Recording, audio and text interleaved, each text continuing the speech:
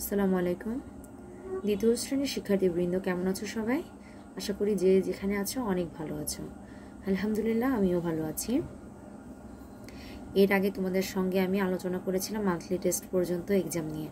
আজকে আমরা পরবর্তী টেস্টের জন্য যে ম্যাথগুলো থাকবে আমরা সেটা সমাধান করার চেষ্টা করব, কেমন?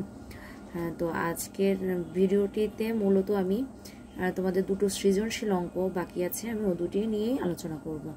তো ইনশাল্লাহ সবাই আমার সঙ্গে থাকবে। তো শিক্ষার্থীরা, তোমরা এখানে দেখতে পাচ্ছ যে এখানে একটি সৃজনশীল অঙ্ক দেওয়া আছে, যেখানে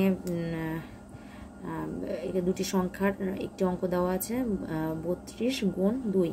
একটি অঙ্ক এখানে 3টি রিকোয়ারমেন্ট আছে, অর্থাৎ 3টি প্রশ্নের অ্যান্সার করতে হবে। তো 3টি প্রশ্নের মধ্য থেকে প্রথম যেটি থাকছে সংখ্যা দুটির গুণফল নির্ণয় করতে হবে। এরপর খ নঙে যেটি আছে সেটি হচ্ছে সংখ্যা দুটির গুণফলকে 8 দ্বারা ভাগ করো।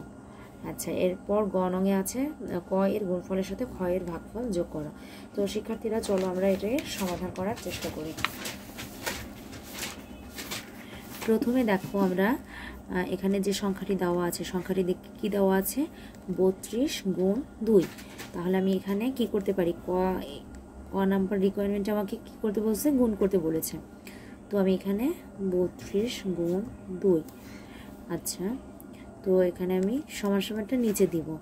আর যারা চাও এভাবে করতে পারো, অথবা অনেকে আছে উপর নিচ করে নিতে পারো। তো উপর নিচ করে নিতে গেলে তুমি পাশে রাফ করেও করতে পারো। 2 দুগুণে 4, প্রথমে এই 2 এর সঙ্গে এই 2কে গুণ করব, 2 দুগুণে 4। এরপরে এই 2 এর সঙ্গে 3কে গুণ করব, 3 দুগুণে 6। তো আমার উত্তর হচ্ছে কত, 64। অবশ্যই আমাদেরকে কি করতে হবে, উত্তর লিখতে হবে, কারণ উত্তরের জন্য উত্তর না লিখলে কিন্তু মার্কস কাটা যাবে। উত্তর সংখ্যা দুটির গুণফল কি লিখতে পারি আমরা, 64। তো আমার ক নঙের প্রশ্নের অ্যান্সারটি শেষ। এরপরে দেখো দুটি সংখ্যার গুণফলকে 8 দ্বারা ভাগ করো। দুটি সংখ্যার গুণফলকে আমরা এখানে দেখো দুটি সংখ্যার গুণফলকে যে 8 দ্বারা ভাগ করব, আমরা কিন্তু ক্ষয়ের অ্যান্সার এখন করব। হ্যাঁ, তো ক্ষয়ের অ্যান্সারে আমরা দুটি সংখ্যার গুণফল কিন্তু কয়ে করে ফেলেছিলাম। তো আমি এখন এখানে লিখতে পারি ক থেকে পাই, ক থেকে পাই লিখলাম। তাহলে লিখি দুটি সংখ্যার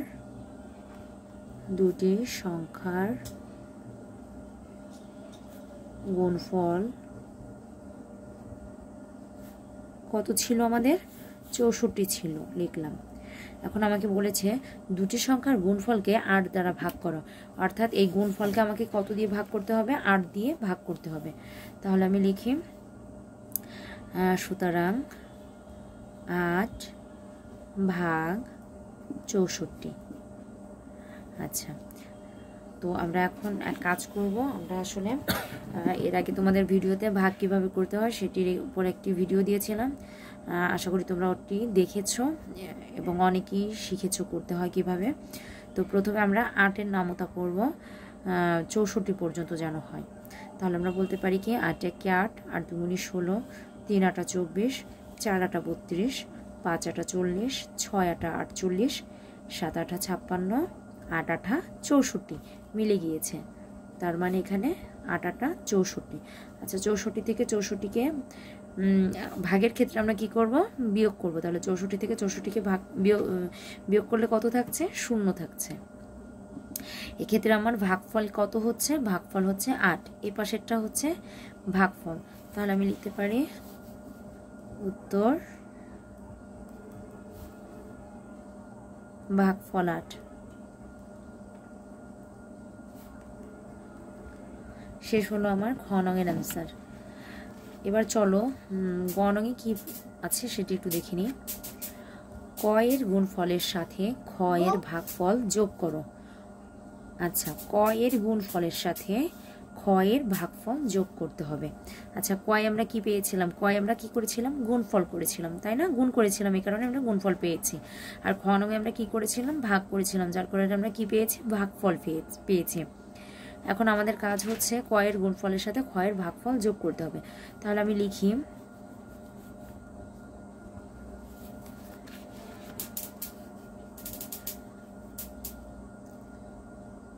ক এর গুণফল সমান সমান কত ছিল?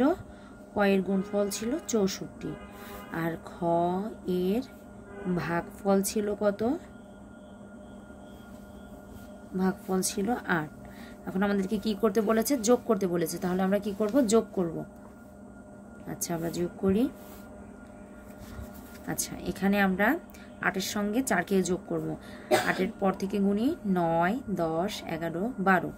12-এর 2, হাতে আছে 1, সেই 1 6-এর সঙ্গে যোগ হবে। 6 আর 1-এ 7। তাহলে আমরা আনসারটি কি লিখতে পেলাম? আমাদের উত্তরটি আসবে হচ্ছে 72। সুতরাং উত্তর 72। তো শিক্ষার্থীরা, আমার 2 নং সৃজনশীল শেষ হয়ে গেল। এরকম অঙ্কটি আসলে তোমাদের বিভিন্ন সংখ্যা দ্বারা আসতে পারে বা বিভিন্ন নাম দ্বারাও থাকতে পারে, বিভিন্নভাবে। মূলত এই অঙ্কই থাকবে, সংখ্যার জাস্ট হয়তো বা সংখ্যা চেঞ্জ থাকবে। তো তোমাদের এটা নিয়ে ঘাবড়ানোর কোনো কারণ নেই, এভাবেই তোমরা অঙ্কগুলো করে যাবে। তো এখন যাব আমরা সৃজনশীল 3-এ। তো শিক্ষার্থীরা, সৃজনশীল 3-এ কি অঙ্ক আছে আমরা একটু পড়ে নিব। আর তোমাদেরকে আমি সাজেস্ট করব, প্রতিটি অঙ্ক যখন তোমরা করবে তার আগে মিনিমাম 3 বার অঙ্কটি পড়ে নিবে, ঠিক আছে? অঙ্ক দেখার সাথে সাথে কখনো অ্যান্সার করতে চেষ্টা করবে না, কারণ অনেক ক্ষেত্রে সংখ্যা চেঞ্জ থাকে, নাম পরিবর্তন থাকে। সেক্ষেত্রে তুমি যদি মনে করো যে না আমি পারি, সঙ্গে সঙ্গে কখনো এটা করা শুরু করবে না, মিনিমাম এটা 3 বার পড়ে নিবে, কেমন? তো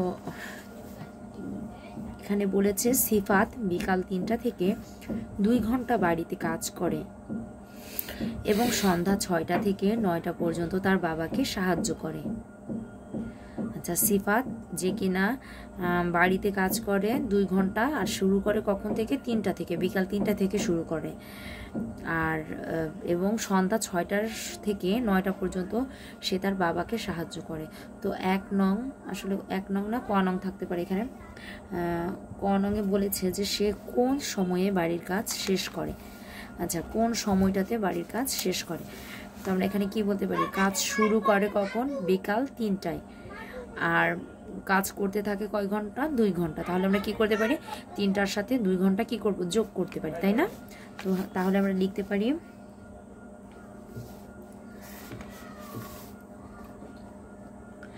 বিকাল 3টা থেকে 2 ঘন্টা বাড়িতে কাজ করে। আচ্ছা, তাহলে আমরা বলতে পারি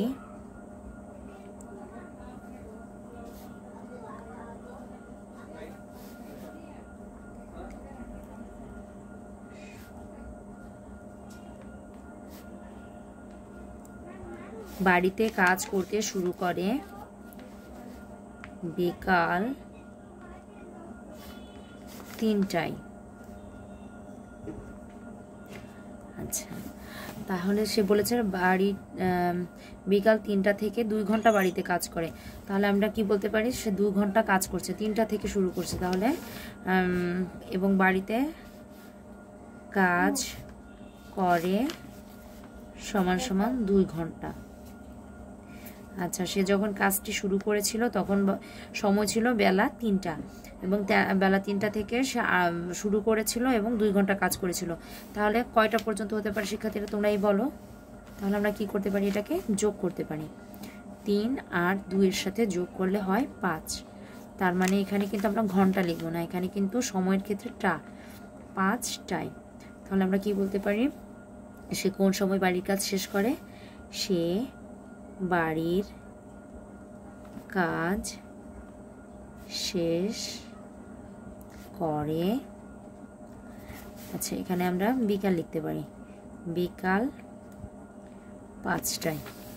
উত্তর আমার শেষ। অবশ্যই আমাদেরকে কি করতে হবে? উত্তর লিখতে হবে। উত্তর বিকাল 5টা।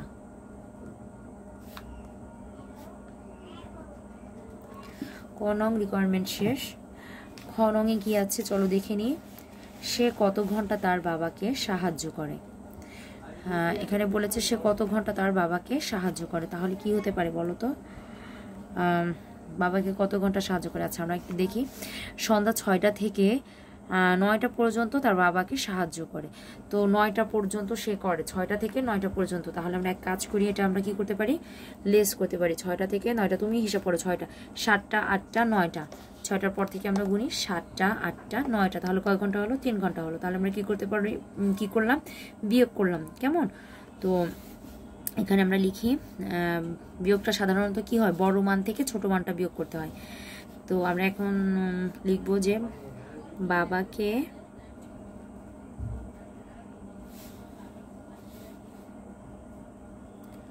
সাহায্য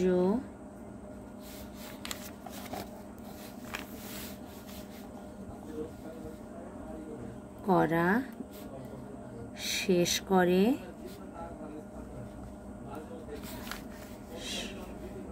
সমান সমান রাত কয়টা ছিল? রাত 9টায়। আচ্ছা, এরপরে সে কখন শুরু করেছিল? শুরু করেছিল সন্ধ্যা 6টা থেকে। তাহলে লিখতে পারি আমরা বাবাকে সাহায্য করা শুরু করে সন্ধ্যা 6টায়। তাহলে আমরা কি করতে পারি, এখন আমরা এটাকে বিয়োগ করব। তো এখানে আমরা সমান সমানটা এখানে না, আমরা সংখ্যার আগিয়ে দিব। এখানে না, সংখ্যার আগে। এখন আমরা এখানে বিয়োগ করে দিব। 6 থেকে 9 চলে গেলে কত থাকে? 6 থেকে 9 চলে গেলে 9 থেকে 6 চলে গেলে কত থাকে? 3 থাকে। আমরা কিভাবে পেলাম? 7, 8, 9। তাহলে আমার এখানে 3 থাকছে।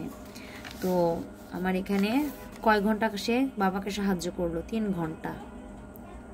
তো আমরা এখন লিখতে পারি, সুতরাং বাবাকে সাহায্য করলো সমান 3 ঘন্টা। উত্তর 3 ঘন্টা। শেষ হলো আমার খ নং রিকোয়ারমেন্ট। এরপরে চলো গ নংয়ে কি আছে জেনে নিই। সে মোট কত ঘন্টা কাজ করে? মোট বললে আমরা কি বুঝি, সেখানে যোগকে বুঝি। তো সে মোট কত ঘন্টা কাজ করে?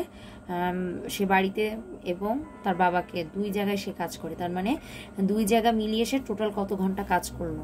তাহলে আমরা এটাকে কি করতে পারি, যোগ করতে পারি, তাই না? তো দেখো এটা কিভাবে লিখবো আমরা। গ নংয়ে লিখলাম বাড়িতে কাজ করে সমান সমান কয় ঘন্টা কাজ করে? বাড়িতে 2 ঘন্টা কাজ করে। আচ্ছা, আর বাবাকে কাজে সাহায্য করে কয় ঘন্টা? 3 ঘন্টা। তাহলে বলতে পারি বাবাকে কাজে সাহায্য করে সমান সমান 3 ঘন্টা। তাহলে টোটাল কয় ঘন্টা হবে আমার? যোগ করতে হবে। যোগ করলে 3-এর সাথে 2 যোগ করলে হবে কত? 4, 5 ঘন্টা। অর্থাৎ এই সব মিলিয়ে সে বাড়িতে এবং বাবার অফিসে সব মিলিয়ে সে কি করে? 5 ঘন্টা কাজ করে। তাহলে আমরা লিখতে পারি কি, সে মোট কাজ করে। সুতরাং সে মোট কাজ করে 5 ঘন্টা। উত্তর 5 ঘন্টা। প্রতিটারই উত্তর লিখতে হবে আলাদা আলাদা করে। উত্তরের জন্য মার্কস আছে। তোমরা অনেকেই কি করো, টোটাল অঙ্কটাই করো, অঙ্ক করার পরে তারপর কি করো না, তারপর অনেকে কিন্তু উত্তরটা লিখতে ভুলে যাও। এক্ষেত্রে কিন্তু নির্দিষ্ট একটা মার্কস কাটা যায়। কেমন? তো ইনশাল্লাহ নেক্সট পরীক্ষা থেকে এরকম ভুল আর হবে না। অবশ্যই তোমরা কি করবে, অঙ্কের সঙ্গে সঙ্গে যখনই অঙ্কটা তোমার কমপ্লিট হয়ে যাবে তখনই তোমরা অ্যান্সারটি লিখবে, উত্তরটি লিখবে। তো এই ছিল আমার 2টো সৃজনশীল অঙ্ক। তোমাদের যে শীটটি দিয়েছিলাম, শীটের 1 নং সৃজনশীল আগেই করানো হয়েছিল, আর পরবর্তী 2 এবং 3 নং সৃজনশীল বাকি ছিল। আজকে আমি এই 2টির সলিউশন করার চেষ্টা করেছি। আশা করি তোমরা বারবার এই 2টি অঙ্ক প্র্যাকটিস করবে। আর আজকের ভিডিওটি এতটুকুই। যে যেখানে আছো ভালো থেকো। আল্লাহ হাফেজ।